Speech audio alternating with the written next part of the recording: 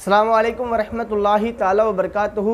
नाज़रीन किराम, एक सवाल मेरे पास आया कि शब क़द्र की नफ़ल नमाज़ों का तरीक़ा क्या है, मुझे बता दें ताकि आसानी से नमाज़ पढ़ी जा सके।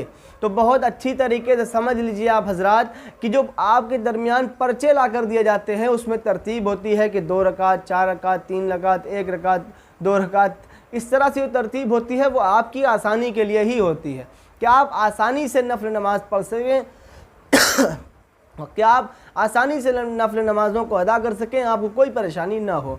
अगर ये चीज़ आपको नहीं पता है और आप इसे नहीं पढ़ पा रहे हैं तो बहुत अच्छी तरीके से समझ लीजिए, बिल्कुल आसान तरीके से आप नफल नमाज़ें पढ़िए। कोई बेपरवाह बेकार की बातों पर ध्यान देने की बात नहीं है कि आप पर्चे से देखकर ही पढ़ें तो ज़्यादा सवाब मिलेगा और ऐसे नफल नमाज़ें पढ़ेंगे तो आपको सवाब नहीं मिलेगा। ये बिल्कुल आप भूल जाइए।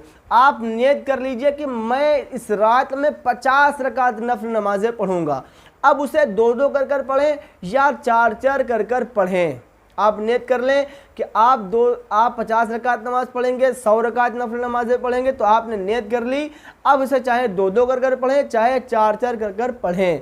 अब मिसाल के तौर पर आपको ज़्यादा सूरतें नहीं याद हैं तो फिर बार बार वो सूरतें भी पढ़ सकते हैं, कोई बात नहीं है। लेकिन मैं आपसे कहूँगा कि आप उन तमाम सूरतों को याद कर लें जो नमाज में आप बदल बदल कर पढ़ सकें। बेहतर चीज़ है कुरान को सीखना और सिखाना। अल्लाह के नबी सल्लल्लाहु अलैहि वसल्लम ने इरशाद फरमाया, तुम में बेहतरीन शख्स वो है जो कुरान को पढ़े, सीखे और सिखाए।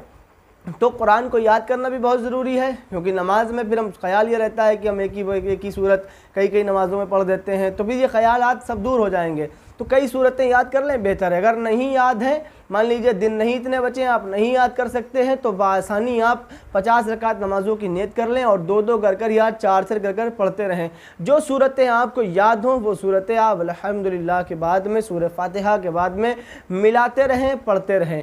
बिलखुसूस इन्ना अंज़लना को ज़रूरी याद कर लें आप हज़रात। इन्ना अंज़लना सूरत को याद कर लें। शब क़द्र में पढ़ी जाने वाली सूरतें हैं जिसको बहुत ज़्यादा पढ़ा जाता है, इन्ना अंज़लना को बहुत ज़रूरी आप याद कर लें।